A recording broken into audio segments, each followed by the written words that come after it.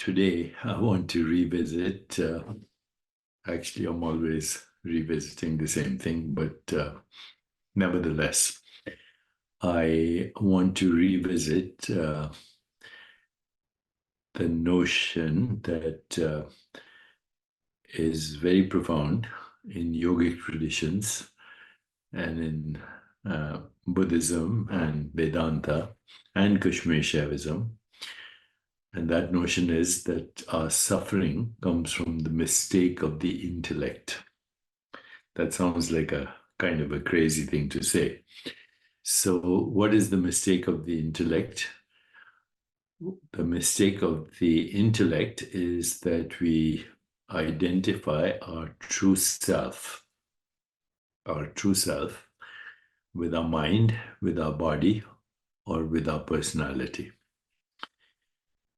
Non-duality challenges this conventional perception of reality by suggesting that all experiences, whether conceptual or perceptual, are finite manifestations within an infinite formless consciousness, which is our true self. This perspective invites us to explore the nature of consciousness, its relationships with time-bound experiences, and the transformative understanding that all names and forms are mere modifications of the singular consciousness, and we are that, Tattvamasi. Non-duality, often rooted in Eastern philosophies such as Advaita Vedanta and Buddhism, posits that the essence of reality is a unified whole, devoid of any inherent separation between subject and object.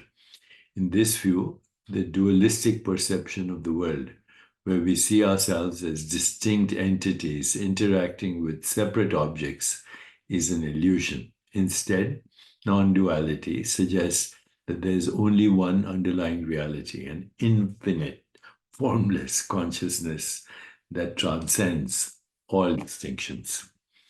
At the heart of this understanding lies the concept of infinite, formless consciousness. This consciousness is not bound by time, space, or form. It is the ever-present awareness that underlies all experiences. In this context, consciousness is not a product of the mind or brain, but the fundamental essence of existence itself. It is the unknown factor that permeates every time-bound experience, providing the backdrop against which the drama of life unfolds. This infinite consciousness is akin to a vast ocean with individual experiences resembling waves that rise and fall within it. Each wave, with its unique shape and duration, represents a finite experience, be it a thought, an emotion, sensory perception, or any experience. However, these waves are not separate from the ocean. They are temporary modifications of the same water, just as all experiences are transient expressions of the same consciousness. All experiences, whether they're conceptual, which is thoughts, ideas, imagination, or perceptual, sensory experiences, are finite by nature. They arise, persist for a while, and eventually dissolve back into the formless awareness from which they emerged.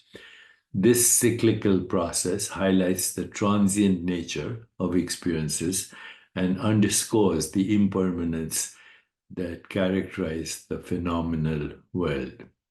So, phenomena is time-bound, noumenon is timeless. In recognizing the finite nature of experience, one begins to see that the true self is not the fleeting thoughts or emotions that come and go, but the unchanging awareness that witnesses them. This realization can lead to a profound sense of peace and liberation, as one no longer identifies with the ephemeral content of consciousness, but with the eternal presence that underlies all names and forms and all time-bound experiences.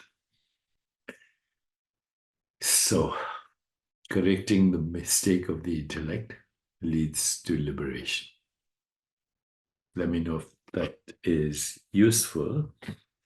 And here is the book that's out now: How AI Can Elevate Spiritual Intelligence and Personal Well-Being.